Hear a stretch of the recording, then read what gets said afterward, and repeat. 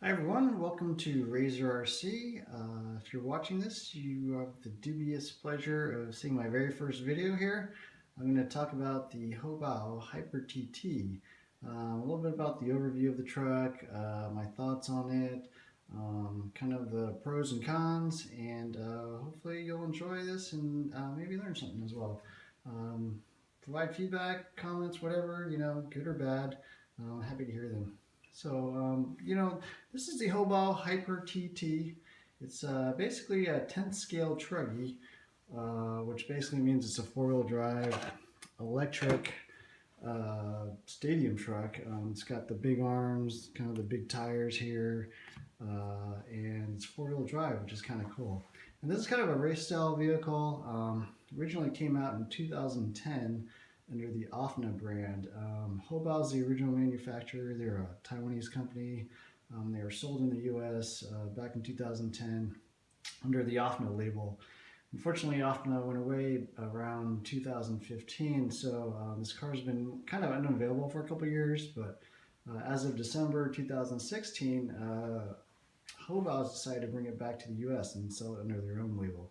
So you can now get it from Tower Hobbies, you can order it from your local hobby store, you can get parts again, so it's kind of cool. And it's kind of been a bit of a cult truck, I would say. When it came out, there really isn't a 10 scale Truggy on the market. This is kind of the only one. I mean, you can take a monster truck like a Stampede or something and kind of try to lower it and put on tires and stuff. But for like a racing style 10 scale Truggy, this is kind of your best and sort of only choice. So I thought I'd go and talk a little bit about the truck, sort of starting out with my electronics and kind of what I feel and what I found. I've owned the truck for about 2 months now, and it comes in two versions, or really three. There's a nitro version. This is obviously the electric version. And the electric version, you can get either a ready to run, basically with everything you need, or you can buy this, which is an 80% RTR. So it comes with everything in the 80%. It's got the body, the wing, the tires, wheels. The only thing you got to put in is electronics, and kind of the best electronics for this truck, I would say, are 10 scale short course truck style electronics. This is four-wheel drive. It's got big tires. It can handle a lot of power. It's got a beefy drivetrain.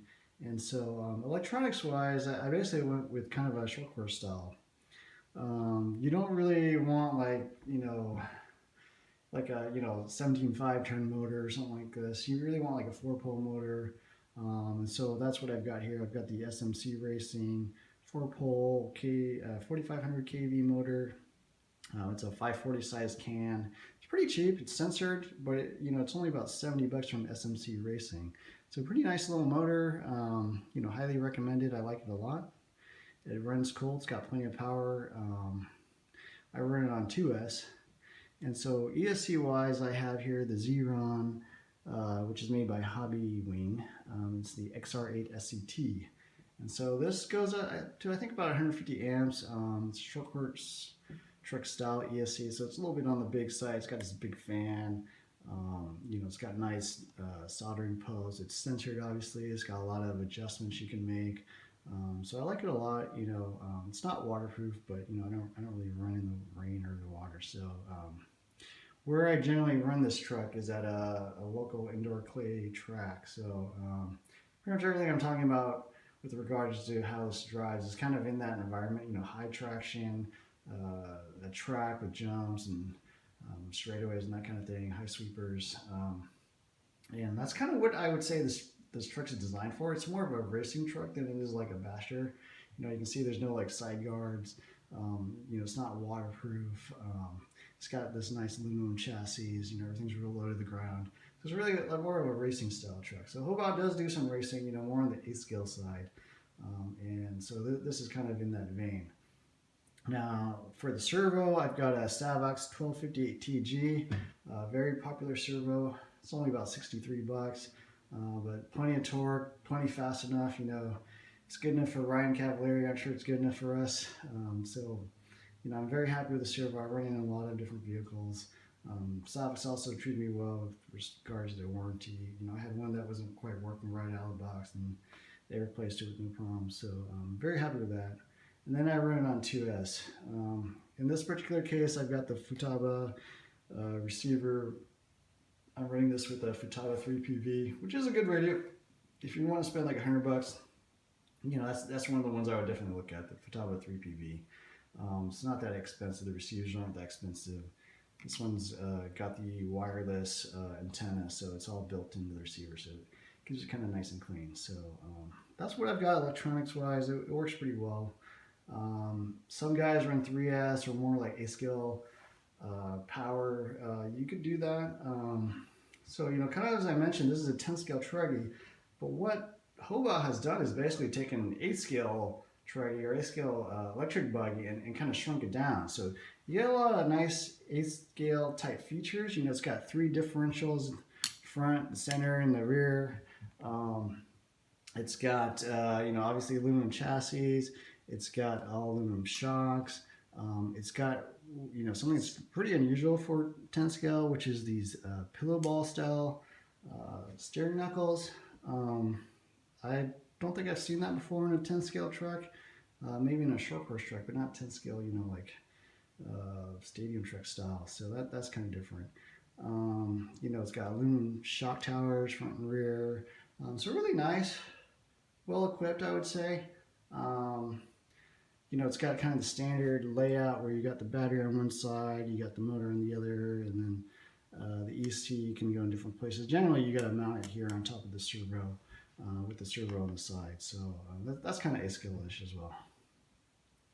Now, in terms of pricing, you know, this sells for $220 from Tower. You know, obviously they have coupons and stuff, so you can get a little bit less. So it's pretty reasonably priced for an almost ready run. I mean, it comes with everything. You obviously got to paint the body, and the tires are unmounted, which I actually like because the stock tires, you know, they're okay. Let me see if I can grab them. Just an example of what the stock tires look like. Come with foams. They're kind of like this, you know, pin style, kind of low profile pin style tire. And I haven't run these obviously, so I'm just kind of keeping these. But my local track, we run slicks in the winter. It's sort of damp clay, high traction, so I'm running Perline primes. And these wheels actually work pretty well with this truck.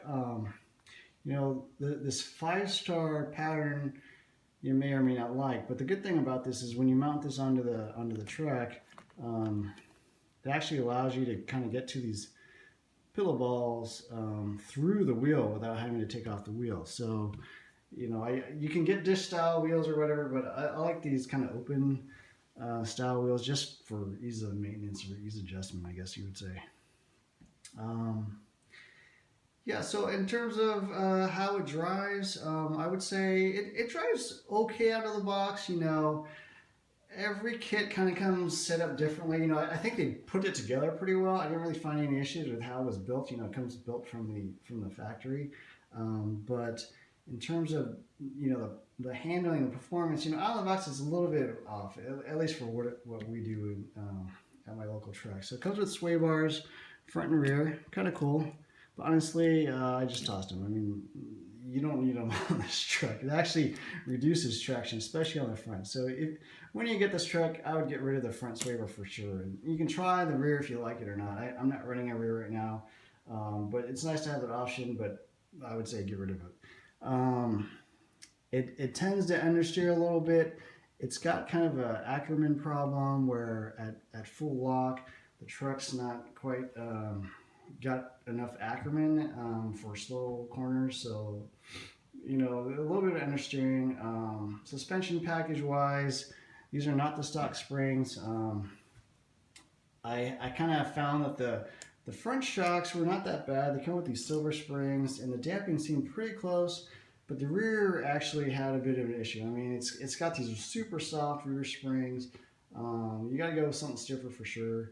The damping is too high. I'm sorry, yeah, too high. It was way too stiff damping wise. So you got to go with a lower shock weight oil. And once you make those adjustments, kind of get rid of the sway bars, change the shocks a little bit, maybe add a little bit of tow out. It actually drives pretty well. You know, I got it handling pretty good, and I'll probably do another video on sort of setup of this vehicle. But out of the box, I'd kind of give it like a C- rating, you know, with some minor adjustments, some new springs and new shock oil and some sort of adjustments on the wheelbase and stuff like that. You know, I got driving pretty good. You know, sort of a B plus, A minus type level. So it's not that great out of the box, but you can make it good. You know, fortunately, this is one of those vehicles you can adjust, you can make changes, and you know, get it working as you would like. Um, Now, I was kind of talking about the cost. It was $219 from Tower, and that sounds pretty cheap, and it is pretty cheap for an almost ready to run truck. Pretty much everything you need except electronics. I mean, that seems like a pretty good value. It's got a lot of aluminum parts. Some of the stuff is not stock, and I'll kind of talk about that. But when I kind of went through the truck, you know, you start to see kind of where they cut some corners. It's got a nice pre-cut body, you know, very durable actually. You know, it looks good to me. You know, I have no issues with the body. It's actually pretty high quality. The wing is pretty nice as well. It's kind of this molded plastic wing. Also very durable, no issues. The stock wheel hexes are plastic, kind of expected. The stock wheel nuts are these like, you know, lame nickel coated or chromed out wheel nuts. You gotta toss these and get some like serrated wheel nuts. These are the original plastic wheel hexes. You gotta. I always run all aluminum hexes, you know, just to prevent stripping out of the wheels. So you'll want to change that. The turnbuckles are kind of these like lame ass Mugen style turnbuckles. You can tell, you know, they're just round. There's nowhere to put a turnbuckle wrench on it. It actually just kind of has this hole where you, I guess, got to stick a hex driver in there to turn it. So I was not a fan of these. You know, I changed out all the turnbuckles to basically Traxxas ones, you know. It's kind of funny you use Traxxas parts to upgrade your car, but in this case it was true. These turnbuckles are lame. They work, but they're just hard to use.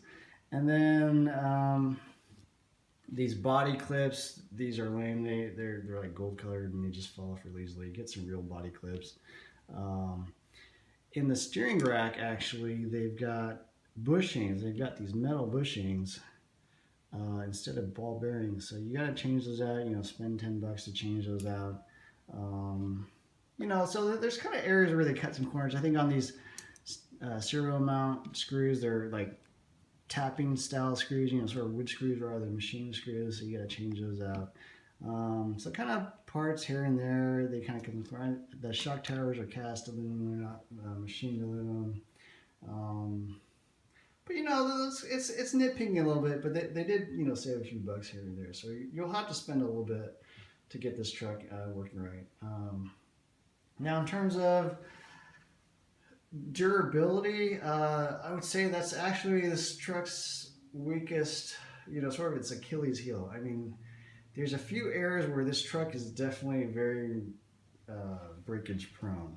You can see the knuckles here, I've changed them out. These are the aftermarket Integi, I guess you pronounce it, steering knuckles. These are the original plastic ones, and honestly, the first real crash out, I broke one of these. And this is a known weakness of the truck. It's got these sort of thin mounts for the pillow balls. It's just not that beefy. And so these are, you know, you're going to go through these like, I don't know, chiclets or something. I mean, they break super easily. So you got to get rid of these. That's the biggest weakness of the truck. The other big one is this top plate here, which also functions as a hinge pin brace for the top arms. So these top arms have a, you know, a hinge pin that goes into this brace here. And what happens is the original one is plastic, and the hinge pin is just not that beefy. So any sort of crash, you'll sort of crack this along the top, and then not only will you break this, you'll lose the hinge pin, you'll lose the insert. So those are the two main things I would say you definitely want to change out of the box: the steering knuckles and the top plate. If you change those, it's actually not that bad.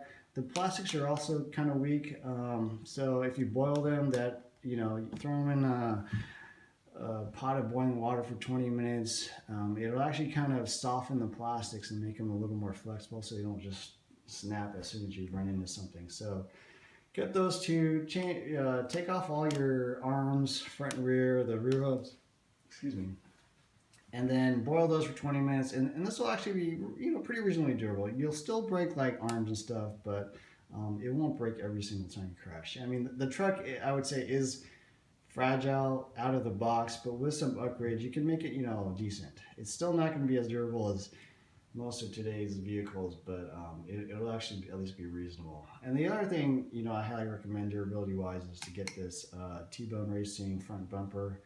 You actually have to leave the original bumper on with it. It kind of acts as like a buffer here, and there's a little spacing underneath that it has to mount to. So leave that on. But buy this T-Bone Racing bumper. That's like 15 bucks. Buy these Integi or Integi steering knuckles. Those are like 22 bucks. And then buy this top plate. Integi also makes that. STRC also makes it. Hobao actually also makes one. So any of those guys will make one. That's like 10 bucks. So you need to spend, you know, maybe 50 bucks on upgrading the car and get some spares for the arms. And you should be pretty good. Boiled arms, and I think you'll be all right. So yeah, the truck I'd say is actually pretty good. The high, you know, those are kind of the low lights, I would say, that some of the cheap parts that come with it, and sort of the durability issues are the weaknesses. But on the strong part, it's actually got a super beefy drivetrain. I mean, it's got a Mod 1 steel spur gear in there. I've got a Robinson Racing hardened steel pinion. It's got steel dog bones all throughout. So the rear dog bones are steel. It's got center drive shafts that are dog bones, steel. And then on the front, you've got these CVAs actually, which are steel. I don't know why they're the silver color. They look aluminum, but I believe they're steel. And so that's another area you might want to upgrade. The rear dog bones work okay. They actually, you know, provide traction and stuff. But what happens is when you crash and if you break a rear arm, that thing is just going to go flying out because there's nothing holding it in, you know. So the rear dog bone is just the steel unit. It's cheap, but the problem is it's kind of easy to lose. So what you can do is just buy another set of CVAs for the front and they'll mount right up on the rear. I'm actually going to do that after this video because I lost a dog bone last time I crashed. I broke an arm and I forgot to go look for the dog bone, and now it's long gone out, who knows where. So the drivetrain's very beefy. You know, you can run 2S, 3S, no problem. You might even be able to run 4S, I don't know. It's got steel gears in the differentials. So it's pretty beefy. It's basically a 1/8 scale truck shrunk down a bit. In terms of parts support, you can get some stuff from Tower. You can get some stuff from Nitro Hobbies, which I believe is somehow related to the old Ofna, so they still actually carry some parts. You can go through Hobao's eShop, but the problem with that is parts get shipped from Taiwan, so that, you know, it'll take a week or more to get to your house if you live in the U.S. And then there's also, you know, some aftermarket parts. STRC makes high quality parts, but they don't make a whole lot left for this vehicle. They're kind of discontinued. Integi or Integi, I don't know how you pronounce it. They still make parts for this truck, so their belay aluminum stuff is actually pretty good. If you get their cast stuff, it's a little iffy, but all the belay aluminum stuff they make is all pretty high quality. So I have no issues with that. Yeah, so that's pretty much an overview of the Hyper TT. If you have any questions, you know, post them down below. If you like this video, if you want to see more, subscribe, like it. You know, I hope you enjoyed it. I'll probably do some more videos on setup because the out-of-the-box setup needs some work, and I'll kind of, you know, I'm working on this, you know, over time and kind of thinking about how to make it better, just tuning-wise, because, you know, you can actually get it running pretty good. It's got a low center of gravity. It's got these wide arms and wheels, so it's got a lot of traction. You know, in terms of performance driving wise, the main issue is, you know, once you get the shock set up, the main issue with this style of truck where you can put in a lot of power is that it's got a lot of traction, and so it's got a lot of lateral stability.